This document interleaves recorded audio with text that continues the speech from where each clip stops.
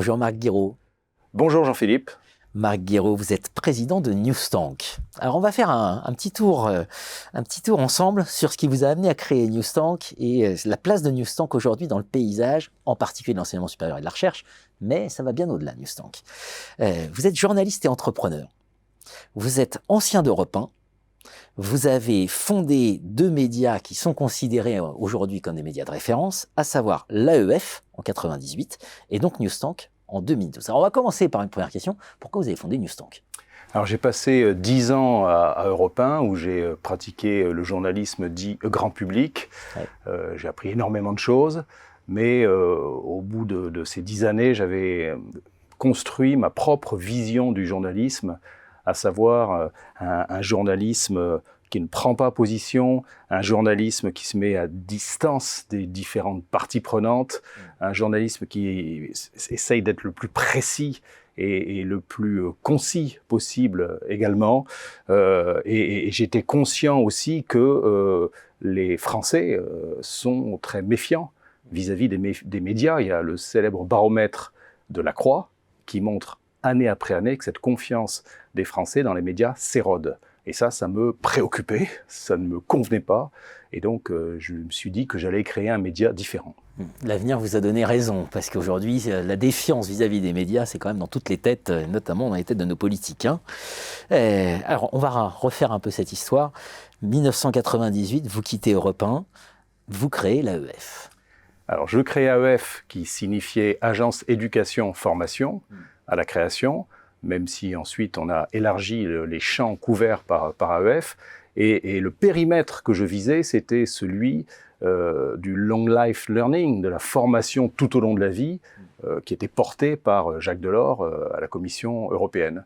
Voilà. Et je me dis, je vais faire de l'information hyper factuelle sur ces sujets-là, et je vais l'envoyer en flux, en permanence, aux dirigeantes et aux dirigeants. Je part sur un modèle économique qui est un modèle vraiment d'abonnement porté par des organisations et non pas, comme c'était à l'époque, le mantra dominant, la gratuité et la publicité. Ce que j'allais dire, là on était 98, on était en pleine période où Internet révolutionne le monde des médias, le monde du journalisme, évidemment, et effectivement, c'est la gratuité qui s'impose. Voilà, vous faites le choix d'un modèle payant. C'était la bulle, effectivement, qui a d'ailleurs fini par exploser. Ouais. Et moi, je ne vois pas comment je peux payer des équipes de journalistes compétents, spécialisés, travaillant à plein temps pour produire une information de qualité, avec des ressources publicitaires dont je devine que le volume va être à la fois fluctuant et faible.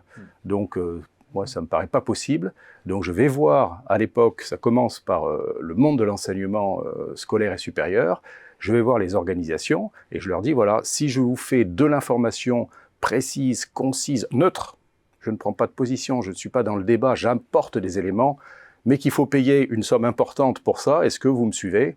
Et grosso modo, tout le monde me dit oui, on a besoin de cet outil. Le monde de l'éducation et de l'enseignement supérieur et de la recherche dit oui, on a besoin de cet outil, et c'est ce monde-là qui a permis la naissance d'AEF à l'époque, une information 100% numérique, 100% sur abonnement, 100% factuel, 0% de pub, de conseils, de formation, etc., etc. Ouais, si on veut une information de qualité, il faut s'en donner les moyens et contribuer aussi à la production de cette information de qualité. J'insiste, mais le monde de l'éducation, l'enseignement scolaire, de l'enseignement supérieur et de la recherche a apporté cette confiance dans ce modèle et a permis le développement d'AEF puis de Newstank. Alors après, ainsi va la vie. Donc 2011, vous quittez l'AEF, enfin vous cédez l'AEF. Et 2012, vous créez Newstank. Et donc Newstank, qu'est-ce que c'est aujourd'hui ?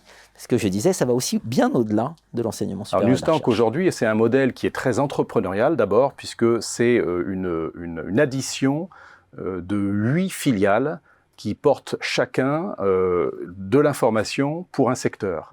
Donc nous sommes dans le secteur de la culture, dans le secteur du sport, de l'éducation et de la recherche évidemment, des RH, de la ville, des mobilités, des énergies et maintenant de l'agroalimentaire. Je pense que je n'en ai pas oublié. Non, c'est bien ça. On a nos 8 filiales et ces 8 filiales partagent un même système d'information que nous développons depuis 2012, qui est extrêmement puissant maintenant, très bien rodé et qui fonctionne vraiment à merveille et qui apporte également nous apportons également à chacune des filiales une charte éditoriale qui définit comment on travaille, comment on fait l'information, ce qui est autorisé, ce qui est interdit. Par exemple, des adjectifs sont interdits dans la rédaction des articles Newsstank, tout ça pour garantir la neutralité. Et l'objet de la charte, c'est également de garantir et d'avoir la lisibilité maximale des informations pour les dirigeantes et les dirigeants qui nous font confiance. Newsstank, un média à suivre absolument. Merci à vous, Marc Guiraud. Merci Jean-Philippe.